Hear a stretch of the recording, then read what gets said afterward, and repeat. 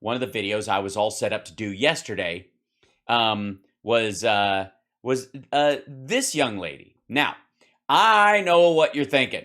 You're thinking, Hal, I can read. I'm capable of understanding words, and therefore, when I read those words in that order, I mean, I would assume that because someone wrote them, put them in the title section of a video, made them, which makes them bold. Then they also put this Biden admin sides with corporations, not the railroad corps, in railroad labor standoff. He sides with the corporations. Mr. Amtrak siding with, I guess, America's track.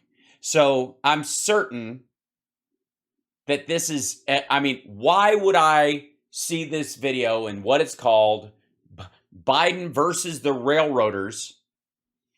Who could look at this and think, it must be, as they say in England, it must be what's on the tin. So I want to see what her argument is, because I know this story, and I'm curious to see what their take is on it. Let's see. Corporations are now... Oh, it's very loud. Sorry, that's very loud. Am I loud? Am I right? Okay, volume's right. Okay. In the midst of a fierce contract negotiation. Fierce. They're in the midst of it. And a board that... And by the way, could they not get any modern train photos? Is this like, does this only pertain to certain types? Let's see. Here's, let me go to I have a picture of one of the railroad representatives that they're talking about. Which fucking trains? Seriously, is this just like the ride around Gatlinburg train? Does this only apply to ones where they still wear like the big billowy hat, the big blue striped hat? All right. That was appointed by President Joe Biden. Oh, and they're zooming in on the pictures. It's very Ken Burns. Has actually just sided with the corporations. Yeah, which corporations? The coal miners? The dudes who work the shovel? I mean, isn't that shocking? Yeah, it's weird. That's shocking? It's shocking. It almost sounds like an intentional misreading of what's actually happening, but let's see.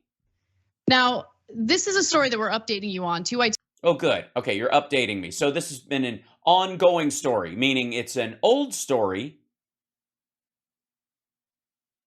And the old story, you think you can reshape into a fuck Joe Biden story. And so you're just bringing this up. We'll see. I'm making too much of it. I'm certain that's not what's going on. He had covered the initial reports on this, but just to give you a refresher. Yeah. Catch me up, because obviously you didn't lay the hammer down enough.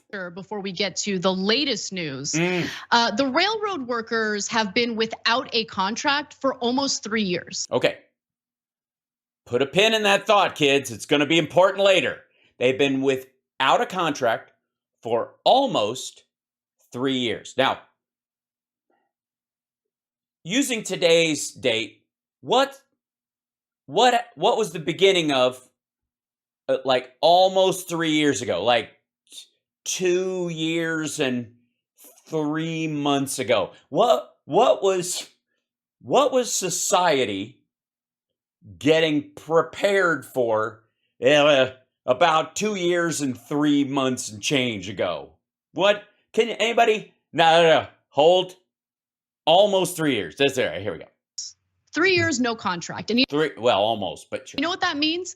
That means they haven't had a contract, and they've been working on the old contract, which gives them a cost of living increase, but not enough to meet the current inflation, which is transitory to this year based on COVID. That means that they have not gotten a pay increase, and that's a big problem, especially. No, it means they've gotten a pay increase based on their previous contract. When you consider the inflation that we're experiencing right now. Yes, which of course is all Joe Biden's fault and has nothing to do with supply shock. It's clearly all that money we printed and dumped into the economy. And that's pushing workers to quit because they're like, I can't make do with the money I'm getting paid for this. All right, okay, so they're quitting because of the money. Put a pin in that too. Work, and I don't want to do this anymore. I don't want to do it anymore. They take their hat off and they throw it down and they put down their coal shovel. Done. So some of these workers quit. Some of them. That's not. I mean, some workers are quitting every fucking thing. And the ones that remain end up working punishing hours. Right. In some ways, they're on call. In some ways? On their days off.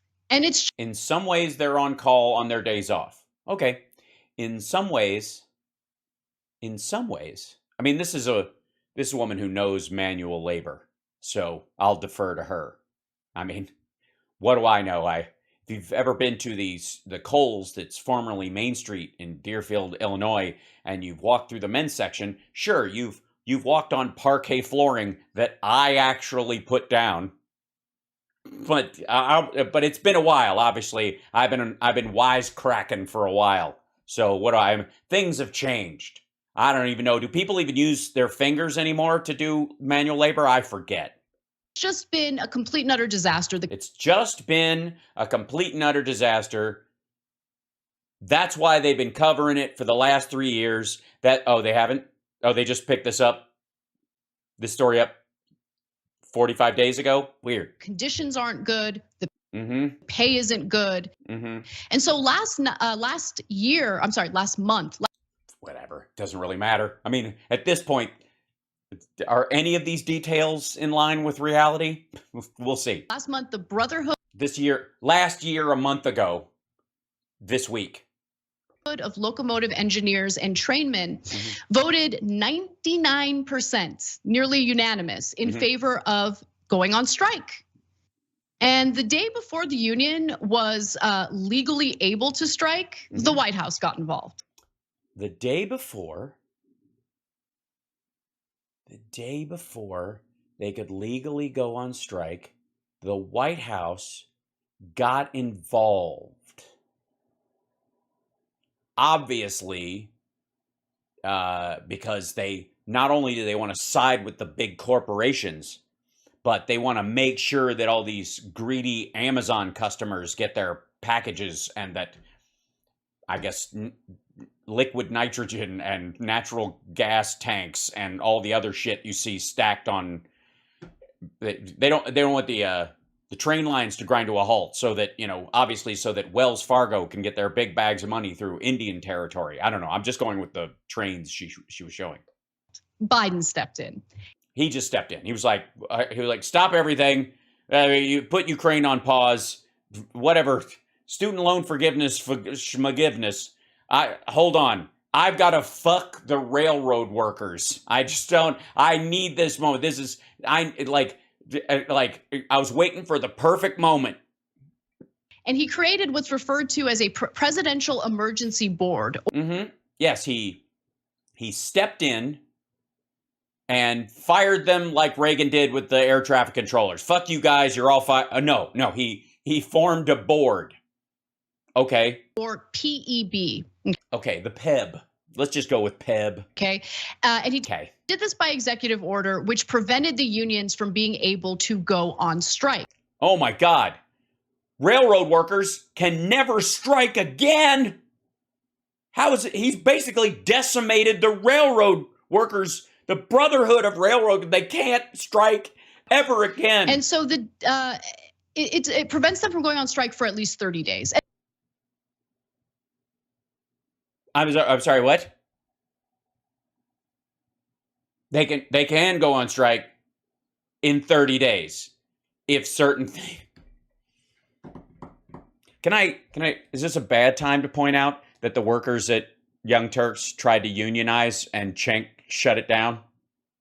Cenk issued an executive order with his vice chamberlain's Gelfling, her tacit approval, I suppose. So they set up a mediation board. And because the mediation board has shit to do, they can't go on strike for 30 days. Okay, I'm sure this gets worse. 30 whole days. Let's see. It's been 3 years. Sets up a board to mediate. Wait, it gets better. And understand why he did that. He did this because look at him pointing. He hates you. He wants to screw. He took the train when his kids were growing up and he was a congressman. He took the train every day back and forth, and the whole time he'd see those guys tearing tickets and the engineers and all the guys, and he'd go, oh, one of these days I'm gonna get you. I'm just pretending to smile. Where's Mr. Amtrak so I can shake hands with him before I get on the train? Okay. If the railroad workers go on strike. What happens if the railroad workers go on strike? Any supply chain issues that we've already experienced will be exacerbated. You don't say. Considerably. Right. So goods and services that the middle class and the poor rely on more so than rich people will get the supply lines will get thinner, longer, and harder to maintain. Great. Basically she's saying, suck it up, poor people. Well, we can't wait 30 days, so you guys have to be fucked for 4 months and grind everything to a halt. It's silly. Wait, it gets worse. And that puts the White House in panic. And anyone who eats in panic. Puts the corporations in panic. It puts the people who eat in panic. This is why organized labor is a powerful thing. Yes. So Biden has said many times. But unfortunately, Biden decided to step in. Why? And prevent them from legally striking for 30 days. Oh, that bastard. He's not going to let supply chains completely collapse for a whole 30 days? Okay. Okay. So even more context, you might be wondering, well, does Biden even have the executive authority to do that? Yeah. He absolutely does. The authority to create a presidential emergency board. By the way, this is not a new story. Just for the record. This is from fucking mid-July. This video is from August 21st. Now, why would, hold on one second. If you're doing a story, Biden,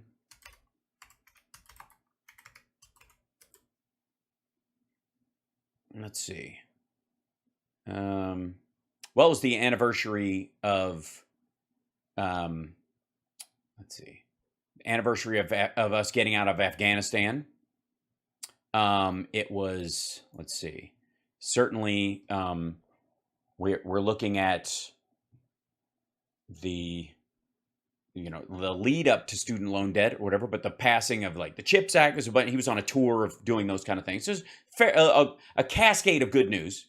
Was established in the Railway Labor Act of 1926. So Biden's executive order is not without precedent. Right. Yes. Oftentimes, governors and presidents have stepped in as a mediating body when talks have broken down between workers and a corporation, especially one that is integral to the livelihoods of a great many people. They will often go, okay, these guys are about to walk off and we can't have them do that. So we're forcing you guys to come to the table. Now, Wait till she gets, okay, first of all, let me just do this real quick.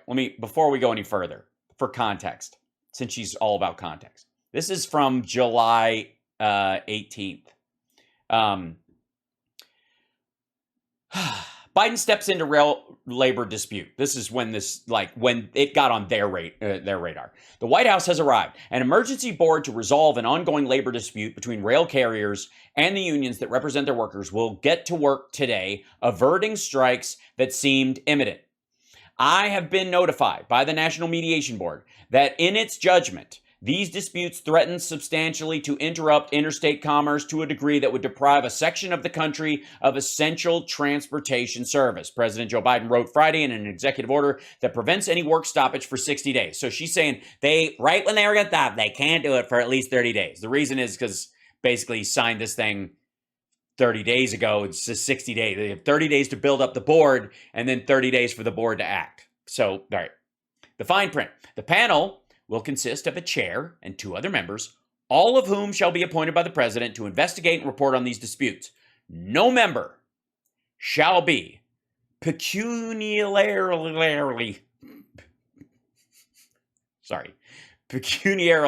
or otherwise interested in any organization of railroad employees or any carrier. It will report to the president with respect to the dispute within 30 days of its creation.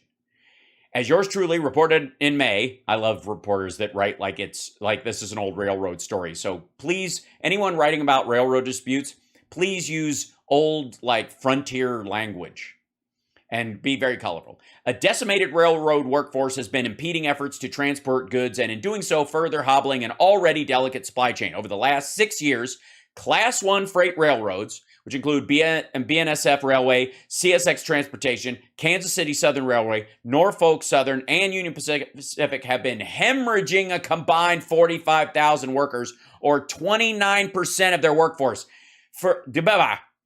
over the last 6 years.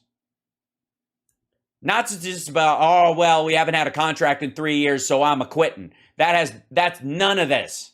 This is just fucking cartoonishly dumb reporting from Anna and co. Now, this is I did not highlight this. Now, you know that like sometimes, Jimmy Dore will often highlight language that he thinks is important. I am not highlighting any of this other than when I do that temporarily. I don't, because I'm reading this. I read this a month ago or and change.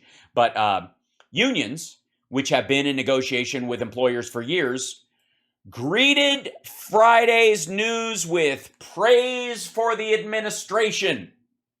We commend President Biden for announcing a board of neutral arbitrators to investigate and report its findings and recommendation to help both parties work towards a resolution, said Greg Regan, president of the Transportation Trade Department of AFL-CIO, and said, quite simply, the facts are on our side, and we look forward to the forthcoming recommendations of the presidentially appointed arbitrators.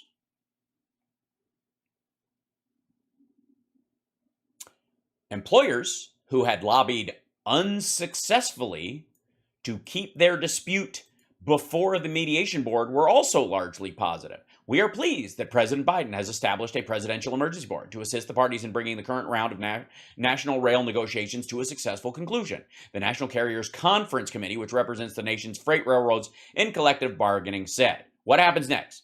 We anticipate the PEB, again, this is fucking July 18th, will hold hearings in the coming weeks and issue a written report, including settlement recommendations in mid-August. NCCC and CCCCC said CC DeVille, it noted that although PEB recommendations are not binding, they historically have assisted the parties in reaching voluntary agreements during a 30-day cooling off period,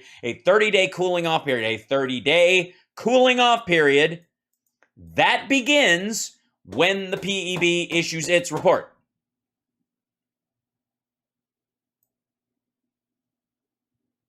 It's just, do you have to be that big an asshole?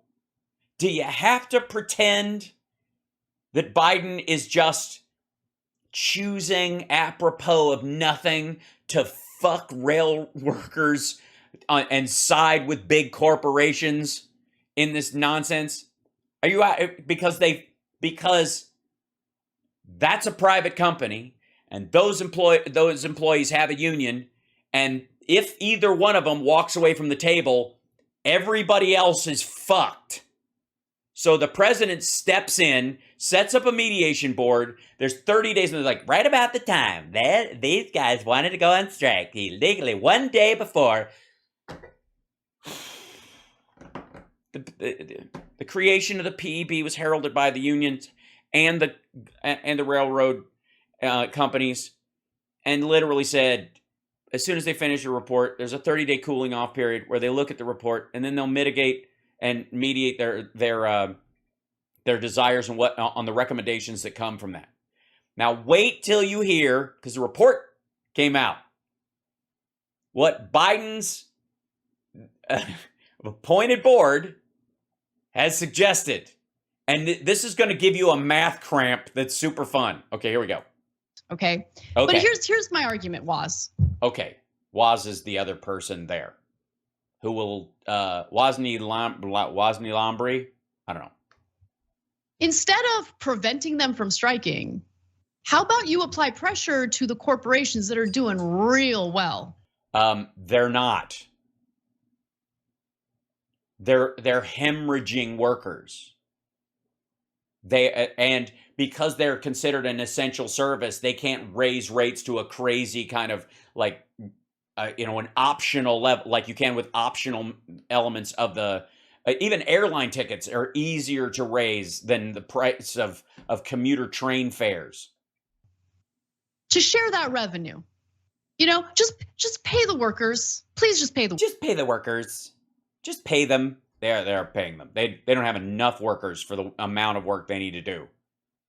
And like the margin for fucking railroads in this country, is anybody under the illusion in this fucking country that if you want to get into the big, Scrooge McDuck cash, you go into trains in America?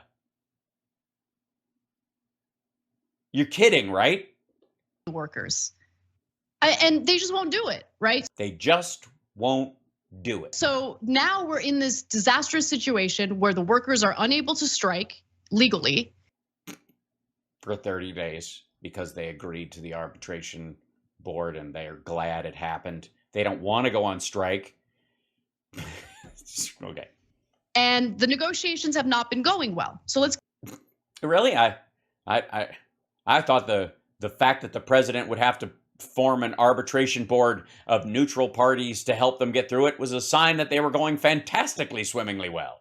Let's get to what we know from the latest round of negotiations.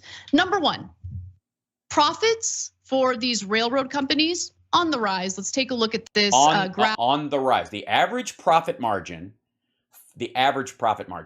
for the 5 top US railroads has more than doubled since 2005.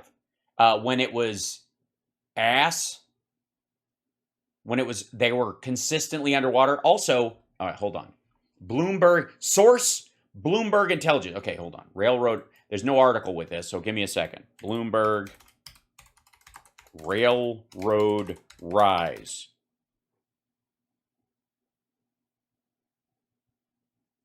This is 3 days ago. Oops, hold on one second. Is this graphic in here? Hold on. Okay, nope, it's not on that one. Give me a second.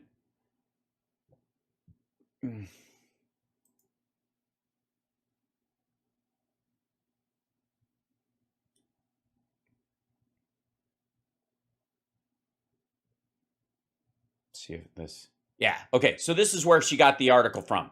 This is from, it's amazing to me how much the Young Turks cites Bloomberg. Anybody else considering how they were towards Bloomberg during the presidential campaign? But Bloomberg is their go-to financial company. When they want an article, this is it. This is Thomas Black writing an opinion piece. Railroads get off track in obsessing about profit margins. The companies have angered customers and alienated workers while leaving little room for growth. Railroads hit a dangerous crossroads by the time you can follow. U.S. freight railroads are in a bit of a predicament, and it's not just because they are going down the wire on a labor contract negotiations with their 115,000 workers. Large railroads, including Union Pacific Corp and Warren Buffett's BNSF Railway Company, have juiced their profits so high by increasing efficiency and pairing their workforces over the last several years that they have boxed themselves into a corner with no catalyst to keep attracting investors. Adjusting operating margins for the 5 largest railroads were 41% last year, compared with 29% 10 years ago and 15% a couple of decades ago. Those margins are off the charts when compared with other transportation companies, including trucking, parcel, air freight, maritime shipping, airlines, you name it. Now, again, this is not apples. This is apples and oranges to some degree. It's more like apples and concrete blocks, because there's a shit ton of stuff that if you need to get it across land, you're going to put it on a train. And putting it on a truck, that's one, you can put one car, maybe you can stack 2. I passed a jackknifed double FedEx truck on my way back driving this time. Parcel is just another, that's a double dip. Air freight and airlines, you name it, are the same thing. So we'll see what the ultimate point of this. This is the article. Average profit margin for the top 5 U.S. Railroads has more than doubled. Adjusted operating margin. This is the 2005. It was a 16.8%, 41%. Adjusted operating margin versus operation, what it costs to operate. Okay, pushing those margins over the past 5 years to a level that analysts most likely would have thought were unobtainable, the railroads have angered their customers with high prices and poor service, and have alienated their workers who complain they're being overworked for the railroad after the railroads cut their ranks as much as possible.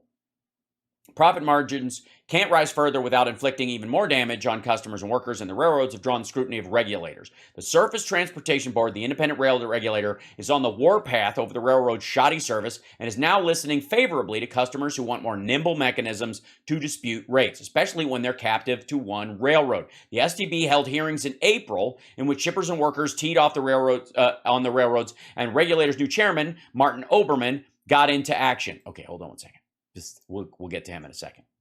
Give me 1 second. Take this down here. Take this over here. Control V.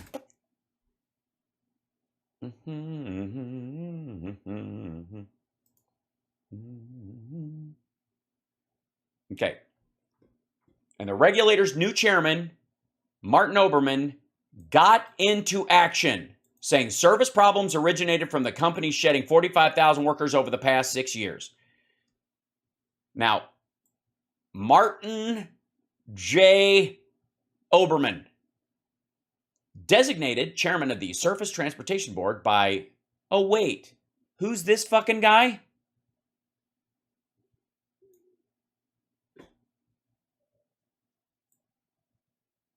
This guy who's doing all the good work, trying to push back on the companies and help customers and workers? Yeah, appointed by Joe Biden. The only outlet for growth for the railroads beyond the utility-like rate of the U.S. industrial production is to take long-haul freight away from trucks. This is impossible with current poor service, of course, but even when railroads eventually improve their on-time delivery statistics, most of the cargo they win from trucks will dilute their margins, although railroads can be, this is the very Bloomberg part of this. To win truck traffic, railroads will have to go after more cargo that doesn't pay as much as hauling automobiles and coal, such as maritime containers. In other words, there's no lucrative, low-hanging fruit for the railroads to take from trucks.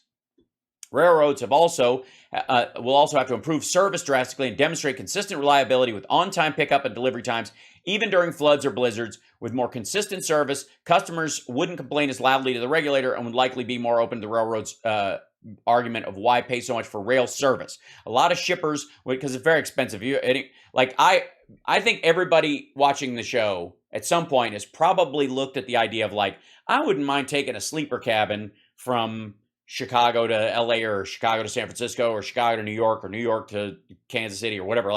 There are these lines that go through, and then you look at how much a sleeper cabin costs and you're like, Jesus Christ, what's happening?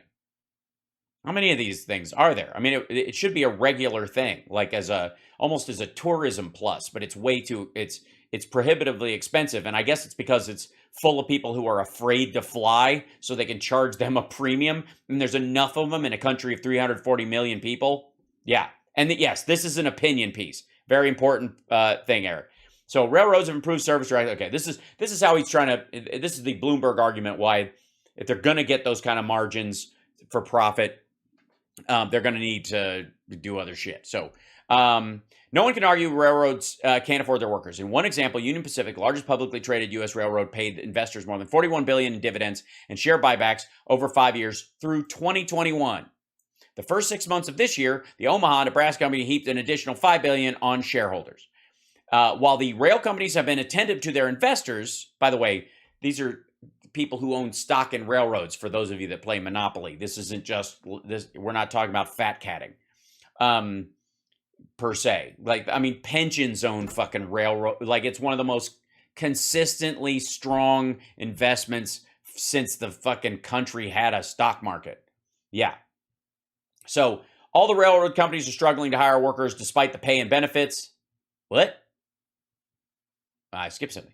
While the rail companies have been attentive to their investors, they were caught off guard at the beginning of the pandemic with the mood of their workforce. When freight momentarily slowed to a crawl in March and April 2020 because of the U.S. lockdowns to stem the spread of COVID-19, the railroads furloughed workers to match the decline in their operations. They were somewhat taken aback when they couldn't easily bring back those workers as they had been able to for decades after furloughs. Look, it's a fucking year of COVID. Can we not pretend that this is the same as 2008 or the fucking dot-com bubble, for fuck's sake? All the rail companies were struggling to hire workers despite the pay and benefits. This should be a wake-up call for everyone, including rail investors. Instead of looking at the labor contract as an opportunity to win over their employees and work together to improve service again, the key to any strategy to take truck traffic, which is the essence of this dude's apparent investment scheme for the railroads. The railroads seem to be more concerned about protecting their profit margin gains rather than stealing from truck traffic.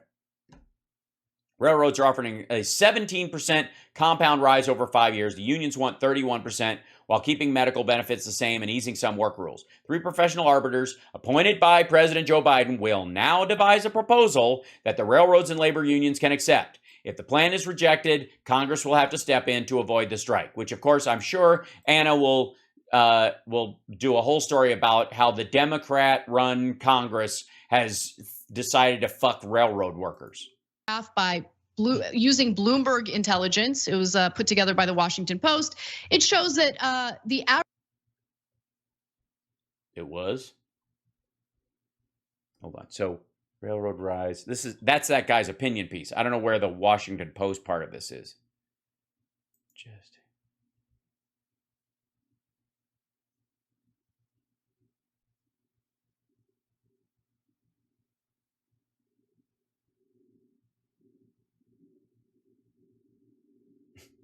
By the way, that particular graph has a yeah, but right here. If you click on the footnote, it says, if you follow railroads, you may notice I'm discussing operating profit margin instead of the industry term operating ratio. No other sector outside of transportation uses operating ratio, which is just the mirror opposite of what every other industry uses.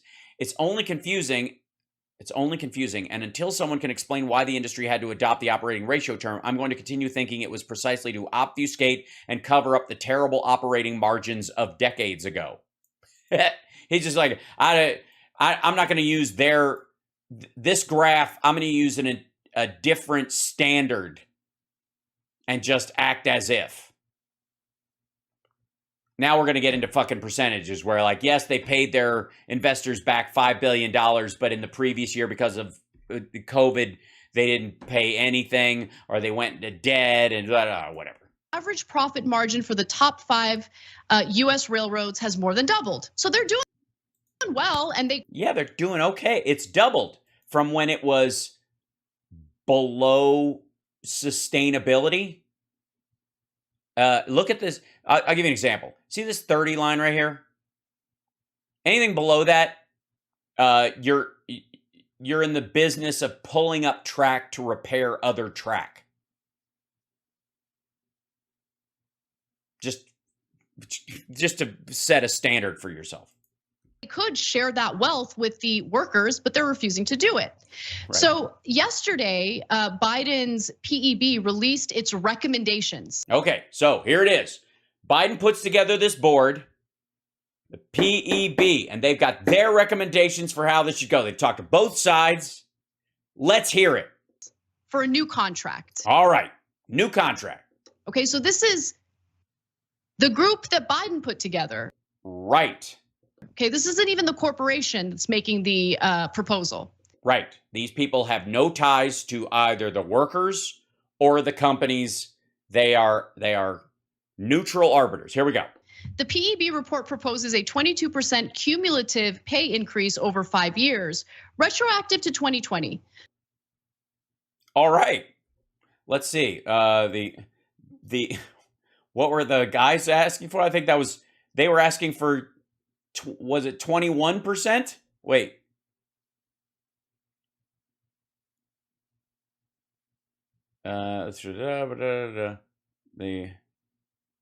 Okay, so unions are, okay, there we go. So the PEB report proposes a 22% cumulative pay increase over 5 years, retroactive to 2020. The unions were asking for 31%. The railroad was asking for 17%.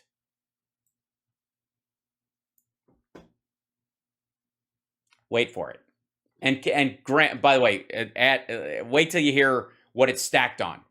Okay, and by the way, here we go. Retroactive to 2020. So they get paid for the 2 years in many cases where they were still, like, many of the railroads were shut down or not moving. The proposal, which works out to an average 4.4% wage increase per year, is little. Wait a minute. Tom Hall, World Socialist Website is the name of is where they're coming from on this. Just so you know, just more than half.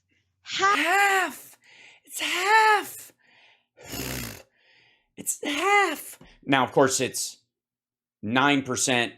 Practically over the 2 years where they weren't actually working, over the year and a half where the trains weren't moving, the Amtrak trains especially. Half the current rate of inflation of 8.5%, entailing a major cut in real pay. Yeah, that's not ongoing though. The idea is that it's going to be over 5 years and inflation's been coming down. You're using the standard. Okay, hold on. Wait, current inflation. Oh boy.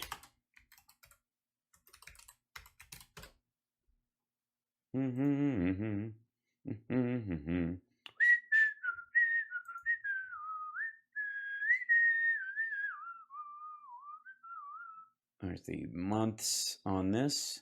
21. Where do we go? Bail stuff down. 8.6, 8.3, 9.1. So it was 9.1 in June, 8.5 last month. And September 13th, we'll find out what it was in August. Okay.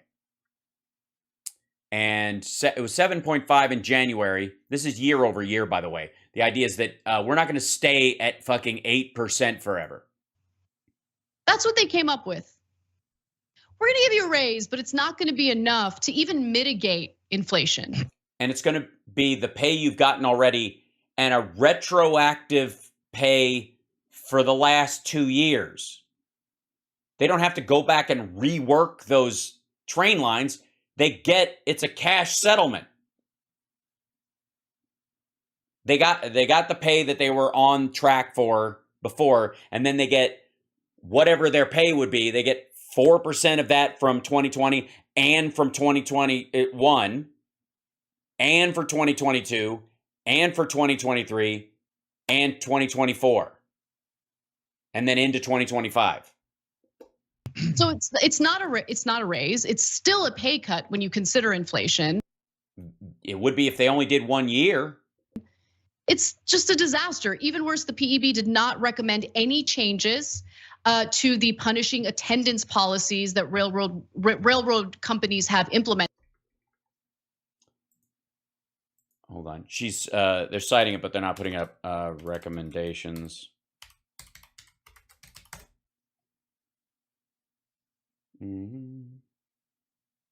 Nope. Let's see.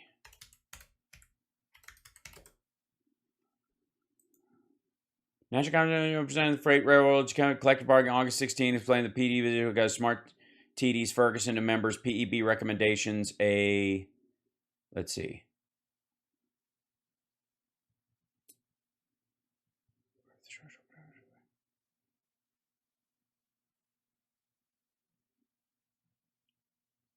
Smart Ideas first weigh in PEB.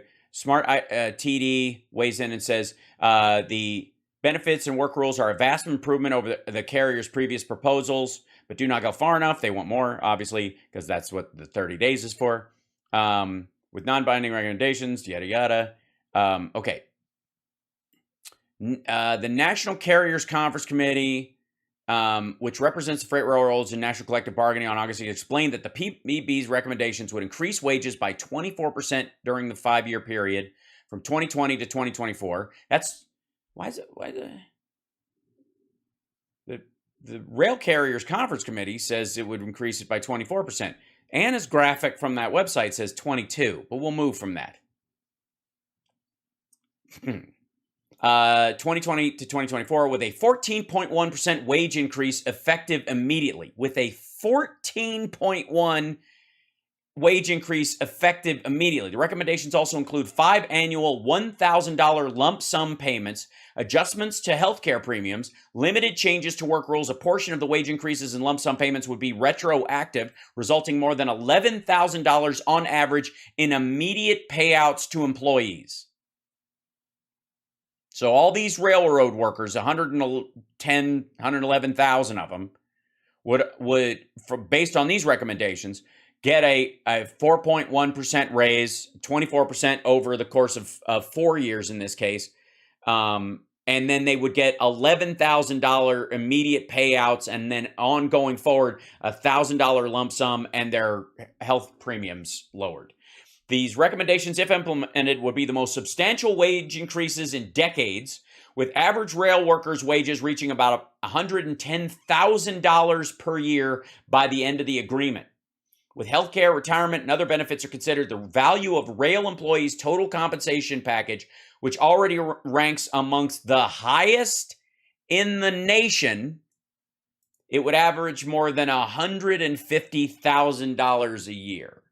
Average rail worker would get $150,000 a year, retirement and healthcare as a result of this deal, including a retroactive $11,000 lump sum and a 4% increase. There is no one except Cenk and Anna at TYT that makes $150,000. No one.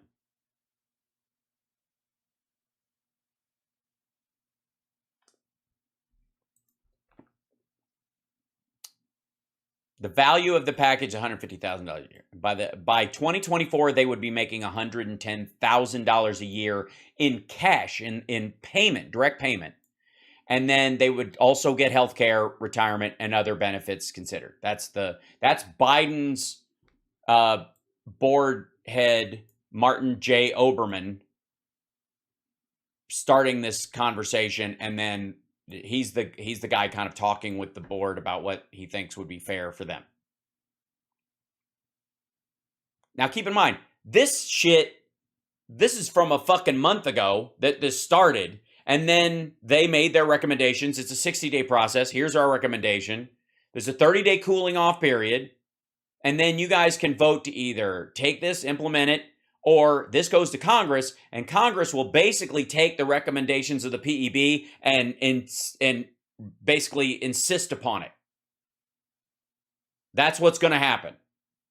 They can take it, or they can hang out and wait for Congress to vote it through, which they will.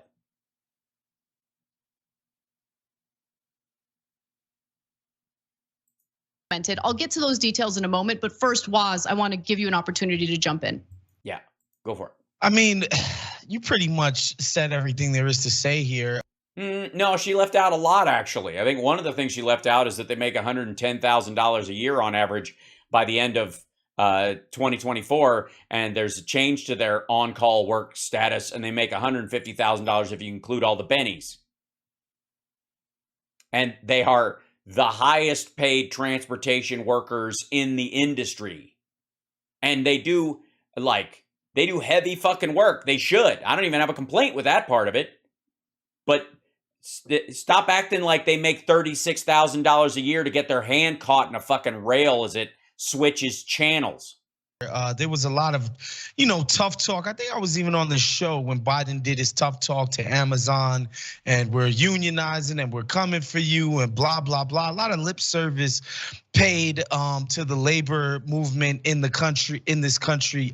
Yeah, that turned out to be pretty fucking awesome. Putrid as it already is. And so, to see him putrid do this and just basically punch the working man in the face. Yes, punch the working man in the face by making sure that he gets a retroactive raise to 2020 from when the negotiations started, benefits, change in work hours, lower healthcare premiums, and a wage that averages $110,000 a year within the next 2 years, with just a 4% raise per year. It's just disgusting. And, symbolically, I'm not one who cares about symbolism too much, but the reason why a labor movement was even started was because of the freaking railroads. Mm-hmm. Just the punishing conditions, the amount of people. Well, I mean, farm workers unions and factory workers in the Industrial Revolution, I mean, that was the big pairing. A lot of the railroads, quite frankly, were laid well before anybody thought they had a right to even push back. People who literally died laying down the railroads in this country, right? Yeah, so I'm gonna go with they probably didn't have good union reps. The conditions were so just unacceptable and inhumane. Yes, the past sucked. This is the industry that galvanized a labor movement in this country. And so to see Joe Biden, 100-something years later, just be a complete corporate flack and hack. This is, by the way, this is the side that's allegedly on the side of what Democrats are trying to accomplish. I just read you all the details of the board that Biden put together and their recommendations. What the fuck? Who in the shit do they even look? I have a feeling. I don't know if this is because somebody walked up to Anna and just gave her the Bloomberg opinion piece, and she just saw the chart of profits and was like, "That's enough for me. I don't need to know anymore. It's shits on Biden. Let's roll with it because we can bullshit our way through the end of it." And I'm not like. Do you need to clear the photos? Just get some pictures of trains so people know what we're talking about. They have to be modern trains that are actually germane to the conversation, like large freight trains or modern Amtrak trains, transportation like metros that are throughout the East Coast. And fuck that. Any little choo-choo will do. It's quite disgusting. And again, Anna, it's beautiful that you said it. It was like, this is just Joe Biden executive order. He didn't need to go whip up no votes in Congress. This is just by fiat. No, if they decide to not take the deal, it has to go to Congress. All right. She read the rule that allows him to do this by executive order, but it's only fucking temporary. Yeah, he could do this, and what he chooses to. That's right. They chose those trains just because they have like black smoke coming out of the top of it, so it looks polluting. Is that the idea? They didn't want to show the Amtrak trains because they look like they might be on renewable or run on electricity. Do with this power is to just punch these workers in the nose, which is just shameful and awful. It's shameful and awful. He's I mean, to go down to the rail yard, Joe Biden, and just punch these workers in the nose one at a time. It was amazing that as many of them stayed in line as long as they did. And I can't help but think. I'm surprised they didn't use Thomas the Train pictures. Think about how he is very much willing to flex his executive muscle when it comes to preventing workers from striking. But when it comes to other executive privileges, like the ability to, with the stroke of a pen, cancel student loan debt, it would take. Okay. Also, this is from before what Biden said. The president cannot, quote, cancel student loan debt permanently. He can't do it. I don't give a rat fuck what anybody has been like. The smoke around this has been garbage for too long. He can shave off the interest. He can make one-time emergency payments to it. But can I run through that? Because there's a bunch of that shit too. Because obviously the right is freaking out about this. And I looked up, let me see if I can find this for you. Right, okay. So, we'll get, you know what? I'll save it for the breakdown because Jimmy Dore goes after the student loan debt thing. So we'll do that next. Take no effort, really. Yes, it would. It would take Herculean effort and it would fuck the entire government because it would set a precedent where using discretionary budget funds, the next president could write off all of Boeing or Northrop Grumman or fucking Raytheon's contract debts to the U.S. government. So, you know what, those planes you were supposed to build for us that we paid you for that you haven't built yet? Fuck it. I'll just make it vanish. You can't. It's just silly. Like, again, you're not only are they making a promise that Bernie made and that Elizabeth Warren played around with, and they're leaving it on Biden's shoulders and making it as though he made that promise, not those other people, and that they elected him to do what Sanders said he was going to do that he could not do as president. All of them, every Dem who was running was like, you send me a bill from Congress that cancels student loan debt because Congress holds the purse strings, sign it in a fucking second. Yeah, Nina Turner does this shit all the time. It's ridiculous. Like I half the time I'm like, they know better, they're just being assholes. And then sometimes I'm like, maybe they don't know any better. Maybe they don't give a shit enough to even talk about a slippery slope budgetarily. You imagine what a Republican could do with a stroke of the pen ability to eliminate debt for any particular group in the fucking country? Are you kidding me? Anything backed by the federal government? Well, Jesus Christ. What about every regional bank in the country that is loaned to the Trump organization? How about that magic fucking Arizona bank that all of a sudden when Trump was running out of money started giving him shit? Yeah. Hal Sparks, Biden is president, not Bernie. Sorry. Yeah, well, that's the point. Biden's doing what he said he would do, not what Bernie said he would do, and Bernie couldn't even do what he said he was going to do if he got in there anyways. All right, so we'll get to this in a second. He pretends like he doesn't know whether he has the ability to do that. No, you pretend that he does. Through an executive order. Which you can't. He absolutely does. No, he doesn't. These are federal government loans. Right. Which are the responsibility for which to the taxpayer is delegated by the Congress, which controls the purse strings. The president can use discretionary funds to eliminate portions of debts in emergency situations. They can, in this case, they're basically, the writing is that it's based on the accumulative interest that is burdensome. We'll do the math on how much debt it actually eliminates. Because it's fucking striking when you actually see how much the average person actually has borrowed and how much debt is alleviated by Biden's actions. And the education secretary, with Biden's blessing, can cancel the debt. No, they can't.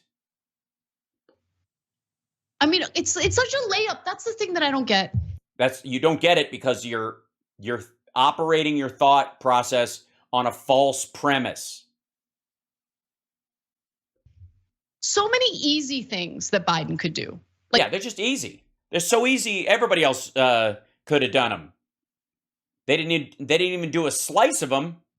Canceling the debt is one thing. No, it isn't. Taking marijuana off the Schedule I drug list is another thing he could do. No, you can't do that by executive order. Easy layups, layup after layup, but he misses every time. So I want to give the workers a voice here. Let's start with one of the railroad workers from Virginia who says, "I work for Norfolk Southern." Workers from Virginia from the World Socialist website. This just says worker from Virginia. I mean, it's got to be legit. We have a long pool in which the conductors get no set days off. No set days off. They leave their home terminal and can spend up to 36 hours or more in a hotel waiting for their next train. Yeah, it's a train, it's not an airplane. I mean, pilots do the same shit in 72-hour shifts, but more planes go in and out of the country than trains do. Yeah, that's you need more workers for that to happen. It's a volume problem. And I don't know for sure, but I would venture to say that as they're waiting for that next train in a hotel, when they're being beaten with reeds, Joe Biden comes by and punches them in the nose, calls them corn pop. They would probably much rather be at home. They're not getting paid for those hours. I'm not sure. Get the fuck out of here. Of course they're getting paid. I'm not sure. Just assume. Of course they're getting, you can't just strand them in fucking Kansas. We'll let you know when there's another train, Gary. The fuck out of here. They're not getting paid. Shut the fuck up. Like, that's not even, what the shit? Let's see.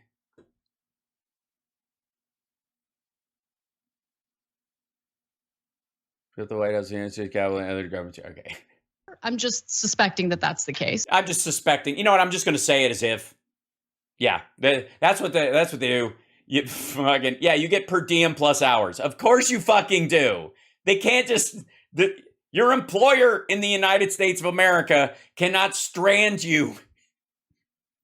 Well, all these train conductors or train workers are not fucking John Candy in Planes, Trains, and Automobile. What the fuck? How do you even just let that come out of your face? He continues to say. He continues.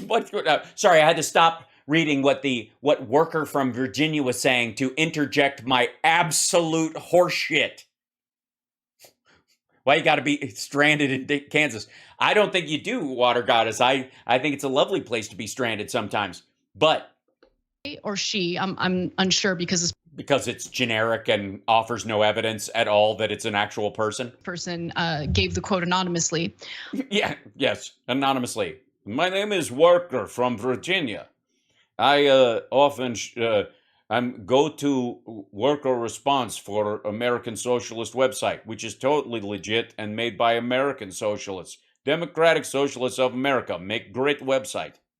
Often that will be their day off. So they're like on call. Often they have no set days off except the days that they're stuck someplace. Often that will be their off day. 36-hour day, all right. In a hotel, waiting on the train back home. When they get back home to their home terminal, they're often back to work after their 10-hour mandatory rest period, depending on how quick the pool is turning. Or waiting for their next job on their day off, in a hotel, waiting on their train back home. When they get. Is she interjecting words, or is she just reading from a part that's not on the screen? Hold on. Back the fuck up. This is a lot longer clip than I thought would be necessary. On their day off, in a hotel, waiting on their train back home. When they get back home to their home terminal, they're often back to work after their 10-hour mandatory rest period, depending on how quick the pool is turning. Here's another worker from Texas. I was forced to take. House Parts, how do we check on Anna Kasparian's college loans and check up on when she uses to pay the $10,000 to pay her loan? It's a good question. My guess is she paid hers off a long time ago. She and Cenk are doing all right. Stimulants to stay awake and sleeping pills to sleep. Then more stimulants to wake up from the pills I took to go to sleep. Okay, you were not forced to take stimulants.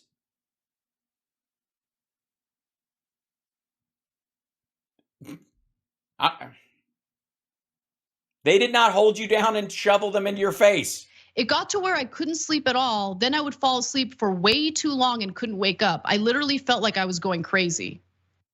I mean, the torture that these workers are going through, both physically and mentally, is insane. Well, I mean, the first thing they should do is not watch your show. That would probably they would lower their blood pressure and get a little more zen. And again, to see. I was taking so much coke, buddy, that I had to it took like 4 bottles of Jack to slow me down and stuff. I was like, dude, it was the fucking rum diaries up in here. Biden the one thing that I felt the need to give him credit on, which is, his NLRB has been pretty good. Yeah, pretty good. I mean, this is a continuation of that very thing. Standards are low, let's keep that in mind, right? But good relative to other administrations. But not enough. And if we don't get everything, nobody gets anything. Fuck that guy. But he has now soiled that. Well, he's old, and sometimes it just happens if somebody startles you. One positive thing in his administration by the one positive thing. Stepping in and basically preventing these workers from striking to ensure that they get back. For 30 days while the arbitration board works out a balanced plan for them to take it on. And if they don't choose to go with it, the Congress acts on it and will vote it in. Better working conditions and better pay. Finally, let me just tell you what happens next. We've entered another 30-day period in which it was a 60-day period from the fucking start. That's how it works. It's always how it has worked. 30 days to ramp up, set the board in motion. They talk to both sides. They create a plan. 30 days after that, they have a cooling off period for negotiations about this particular deal. If both sides are intransigent and walk away, then it goes to fucking Congress while everybody can't strike until Congress makes them take the better deal. Which the unions cannot strike, and the negotiations are ongoing. Now, if an agreement is not reached at the end of the 30 days, then unions would be able to strike. However, there's something else to keep in mind. Oh. Joe Biden could, punch them all in the nose so hard that they sleep through it. Congress would likely take initiative there. Yeah, it's weird. It's almost like the fucking same law that's happened every goddamn time. But meanwhile, they're doing this kind of rando fucking story midstream on this story, just coming in the middle and acting like Biden is fucking Reagan firing the air traffic controllers. They would intervene as they did in 1992. There's precedent for that. Right. So that was when the International Association of Machinists struck against a single railroad, CSX. And so Congress stepped in, and Congress and the White House moved with rare speed. They're always so fast when it comes to these issues, right? Because they don't get to the point until the workers are about to walk away. They don't get involved in labor disputes except in emergency situations. That's why the rare speed. Eaton and Wotat, please tell me. Wotat? LA Times, June 26, 92. Rare speed to end a crippling 2-day nationwide rail. Yes, after the strike. Shutdown that already had begun to threaten the economy by forcing layoffs at coal mines and auto assembly plants. Had already begun to threaten the economy by forcing layoffs at coal mines and auto assembly plants. You know, where poor blue-collar people work their fucking asses off. House and Senate passed emergency legislation barring strikes and lockouts by large margins, setting up a last best offer arbitration system to resolve the 3 major union management disputes that had idled virtually all US railroads. So there's 2 things that Yeah, just the 2 things. Biden sucks and it's all his fault and this has never happened before and it's awful. And he did this just because he wants to punch all these railroad workers in the dick. I think Congress is very speedy with. Number 1, defense spending. They'll pass that bill right away. And anything that allows for the crushing of workers, certainly workers who might strike. So that there you have. Well, they wouldn't have to act with speed 2 days after a railroad shutdown. If they were quick to act to crush the workers, they would have stopped it months before when the negotiations started. They would have shit the bed 3 years ago when they didn't have a contract. They would have gone, all right, no, nobody goes without a contract. These fuckers will think they can strike eventually. Shut the fuck down. Here's how much you're making. Fuck you. Like, this is the dumbest take.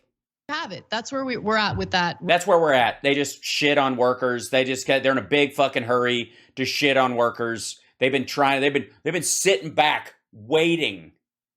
It's like, we could act quicker, but let's just hang out for a minute and then we'll just we'll fucking tase them right when they think they can strike. When you strike, I'll strike. Bang. Jesus fucking Christ. Railroad worker negotiation situation, and we'll fill you in as we get more details. No, you won't. No, you won't. You avoided the details you had. This whole story serves one purpose. Fuck Joe Biden. It's a fucking, I mean, this might as well be a segment on the 5. But yeah. It's like, I mean, what more do you need? Yeah. Nothing. It's nothing. Nothing. Joe Biden does nothing. The only thing he does fast is he comes in and he punches him in the nose. He punches him in the fucking nose, this guy. That's what he does. He waits till the last second and then he springs on him all like old and shit and he punches him in the fucking nose. Put that in your pipe and smoke it. Fuck does that mean? Put that in your pipe and smoke it. Excuse me, I'll put it in my in the fucking engine and let the smoke come out and show how awful trains are. Thanks for watching the Young Turks. Don't mind all the shit we get wrong, but don't forget to like and subscribe and sign up today to pay for the show. Because it's worth more than free, even though we lie our fucking asses off. It's Al Pacino. It's not a good enough Al Pacino, but it's you're fucking shithead. Just a little bit of that. I'll fucking punch you in the fucking nose. Just, hey, I'm gonna come in here, bang. Come on.